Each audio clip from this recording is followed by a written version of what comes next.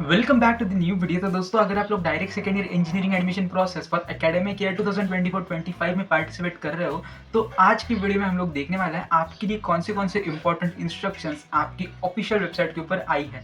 तो आज की वीडियो में ये सारी इंस्ट्रक्शंस मैं आपको डिटेल में समझाऊंगा। तो आज का वीडियो आप लोग पूरा एंड तक देखिए, क्योंकि अगर आपने कुछ भी मिस कर दिया तो आपका जो एडमिशन है आगे चल के कैंसिल भी हो सकता है अगर आपने कुछ गलती कर दी तो।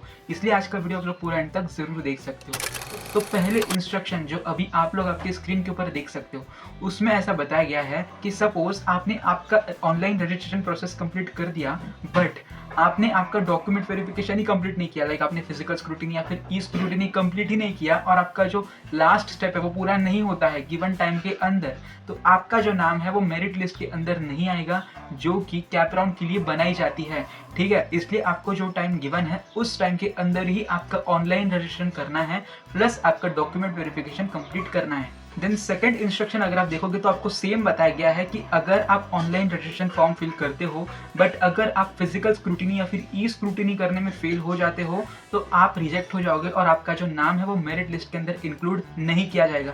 अगर मेरिट लिस्ट के अंदर आपका नाम नहीं आता है तो आप ऑप्शन फॉर्म नहीं फिल कर पाओगे और आप एडमिशन में पार्टिसिपेट नहीं कर पाओगे थ्रू कैप राउंड प्रोसेस। अभी ये जो इंस्ट्रक्शन है थर्ड वाली, वो कैटेगरी वाले स्टूडेंट्स के लिए है। तो दोस्तों, अगर आप लोग SC, VGDT, NTA, NTB, NTC, NTD, OBC, SBC and SEBC category में बिलोंग करते हो तो आपको कास्ट वैलिडिटी सर्टिफिकेट प्रोड्यूस करनी होगी, और अगर आप ST कैटेगरी में बिलोंग करते हो तो आपको ट्राइब वैलिडिटी सर्टिफिकेट प्रोड्यूस करनी होगी, और अगर आप एक EWS कैंडिडेट हो तो आपको EWS सर्टिफिकेट प्रेजेंट करना होगा। All backward class candidates excluding SC and ST shall produce non criminal certificate. अभी ये जो कास्ट यहाँ पे दी गई है, इसमें से SC और ST को छोड़ के जितने भी कैटेगरीज है उन सबको नॉन क्रिमिनल सर्टिफिकेट भी प्रोड्यूस करना होगा, जो कि 31 मार्च 2025 तक वैलिड होना चाहिए। अगर ये सारे सर्टिफिकेट्स प्रोड्यूस करने में कैंडिडेट्स फेल हो जाते हैं उनके डॉक्यूमेंट वेरिफिकेशन यानी कि ई स्क्रूटिनी के टाइम पे या फिर फिजिकल स्क्रूटिनी के टाइम पे उनके स्क्रूटिनी सेंटर पे, तो वो लोग जनरल कैटेगरी में कंसीडर किए जाएंगे during their CAP round admission process. Then fourth instruction में आपको ऐसा बताया गया है, EWS candidate shall produce the eligibility certificate for EWS। अगर आप EWS के थ्रू अप्लाई कर रहे हो, अगर आप EWS के कैंडिडेट हो तो आपको वहाँ पे प्रोड्यूस करना होगा आपका EWS सर्टिफिकेट। ठीक है, यानी कि आप EWS के लिए एलिजिबल हो, वो सर्टिफिकेट आपको प्रोड्यूस करना होगा। देन आपकी जो फिफ्थ इंस्ट्रक्शन है वो ड्यूरिंग कैप राउंड की है। अभी इसमें ऐसा बताया गया है कि आप एक बार ऑप्शन फॉर्म फिल कर देते हो और कंफर्म कर देते हो आपका ऑप्शन फॉर्म, तो उसके बाद आप उसके अंदर किसी भी तरह के चेंजेस नहीं कर सकते और ना ही आप कॉलेजेस का प्रेफरेंस चेंज कर सकते हो।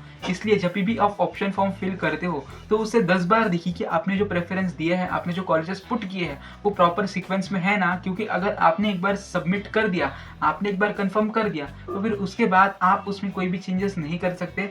ऐसा इन्होंने फिफ्थ इंस्ट्रक्शन में मेंशन किया है। सिक्स्थ इंस्ट्रक्शन में ऐसा बताया गया है कि अगर आपने किसी रिजर्व कैटेगरी के थ्रू आपका ऑनलाइन फॉर्म फिल किया था, बट डॉक्यूमेंट वेरिफिकेशन के टाइम पे आप उस रिजर्व कैटेगरी से रिलेटेड जो सर्टिफिकेट है वो सर्टिफिकेट प्रोड्यूस नहीं कर पा रहे हो, then that candidate shall have to pay difference of fee ₹200 through online mode. तो यहाँ पे आप देख सकते हो आपको pay difference of ₹200 online mode के थ्रू ही करना पड़ेगा। ठीक है, यहाँ पे आपको 6th इंस्ट्रक्शन में ऐसा मेंशन किया गया है। देन 7th इंस्ट्रक्शन जो है वो आपके ऑप्शन फॉर्म फिलिंग प्रोसेस के बाद का स्टेप है। ठीक है, तो यहाँ पे आप देख सकते हो आपने एक बार ऑप्शन फॉर्म फिल कर दिया और उसके बाद अगर आपको उन कॉलेजेस में से अगर कोई कॉलेज अलॉट होता है तो यहाँ पे आपको दिया है कि आपको provisional seat allotment letter download करना होगा आपके लॉगिन के थ्रू, और वो सीट अलॉटमेंट लेटर आपको आगे एडमिशन के टाइम पे काम आ सकता है। ठीक है, इसलिए 7th इंस्ट्रक्शन में आपको बस इतना ही दिया गया है कि आपको provisional seat allotment letter download करके रखना है। देन 8th इंस्ट्रक्शन में आपको ऐसा दिया गया है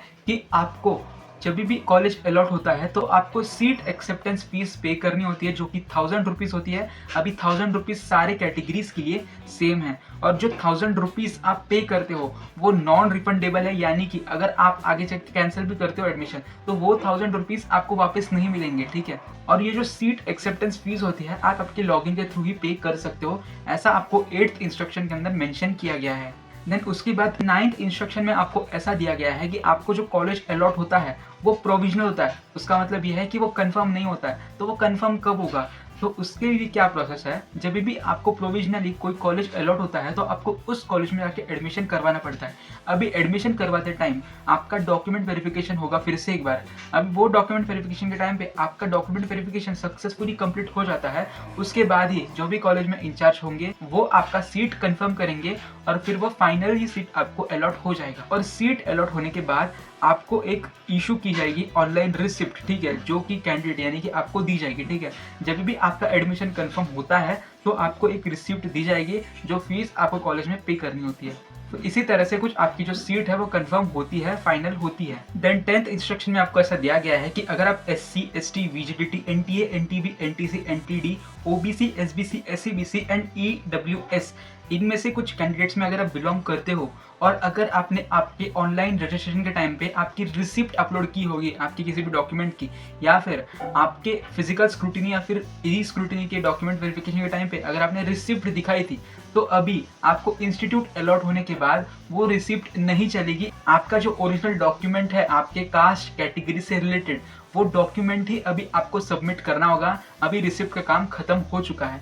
और अगर बाय चांस आपका डॉक्यूमेंट अभी तक नहीं आया है और अभी तक आप डॉक्यूमेंट सबमिट नहीं कर पा रहे हो, तो आपका जो एडमिशन है वो ऑटोमेटिकली कैंसिल हो जाएगा और आप इंस्टीट्यूट लेवल राउंड जो होता है उसमें एक ओपन कैटेगरी कैंडिडेट जैसे कंसिडर किए जाओगे। ऐसा आपको 10th इंस्ट्रक्शन के अंदर क्लियरली मेंशन किया गया है। इसलिए ट्राई कीजिए कि आप आपका डॉक्यूमेंट जल्दी से जल्दी लेके आ जाए, जिससे कि एडमिशन के 3rd राउंड तक आपका जो डॉक्यूमेंट है वो जल्द से जल्द आ जाएगा। ऐसा आपको ट्राई करना है, नहीं तो आपका एडमिशन कैंसिल हो जाएगा। 11th इंस्ट्रक्शन में आपको ऐसा दिया गया है कि आपकी जो एडमिशन की प्रोसेस का शेड्यूल है वो अभी तक आधा ही आया है और जो आगे का शेड्यूल रहेगा वो जल्द से जल्द आपको वेबसाइट के ऊपर देखने को मिल जाएगा। ऐसा आप लोगों को 11th इंस्ट्रक्शन के अंदर दिया गया है। तो दोस्तों यही थी कुछ इंपॉर्टेंट इंस्ट्रक्शन जो आज की वीडियो में मैं आप लोगों को बताने वाला था।